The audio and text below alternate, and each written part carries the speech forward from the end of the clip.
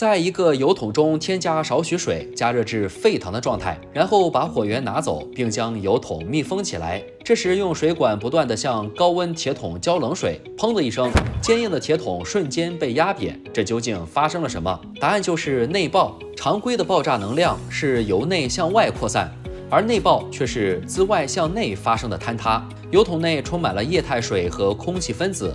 给油桶加热后，液体水分子会转换为气态，充满整个空间，从而使油桶内部的压力增加。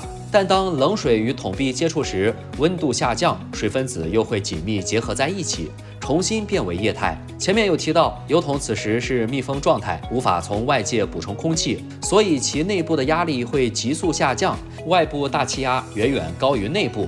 这个不平衡的气压差就会压扁油桶，也就是发生了内爆。所以在一个封闭系统中，如果内部压力迅速降低，外部压力就会推动物质向内塌缩，从而形成内爆。那么它到底有多可怕？为什么说一旦发生内爆就会无一生还？举个例子，泰坦号潜水艇内爆事件，5名乘客乘坐潜水艇去参观泰坦尼克号的遗骸，却在下水1个多小时后失联。搜救队最终也只找到了潜水艇的残骸碎片。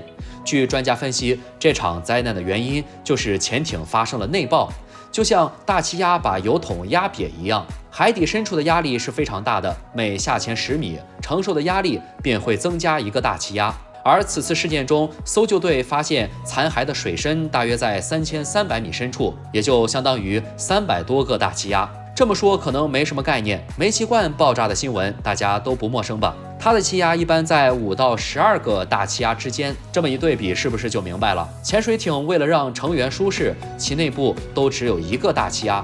外壳承受了一切，一旦外壳承受不住巨大的压力，那个压力就会瞬间爆发出来，产生强大的冲击力，导致设备崩塌，这就是内爆。它发生的时间极短，在毫秒内就能完成，舱内人员来不及有任何反应，巨大的压力就会将其瞬间挤碎。所以说，此次内爆事件是灾难性的。那如果内爆发生在地面上，它的威力会不会大打折扣？流言终结者就曾用一个重达30吨的油罐体做过实验，不过这个罐体太大了，用水蒸气做实验没什么效果，所以节目组决定将密封罐内的空气抽出，人为形成气压差。但油罐车也不是吃素的，于是节目组再次加码，把一个巨大的混凝土块从高处砸向罐子，给罐体制造一点缺陷，然后再次实验。可以看到，随着空气逐渐被抽走，坚硬油罐终究抵抗不住，瞬间被压成了一个薄片。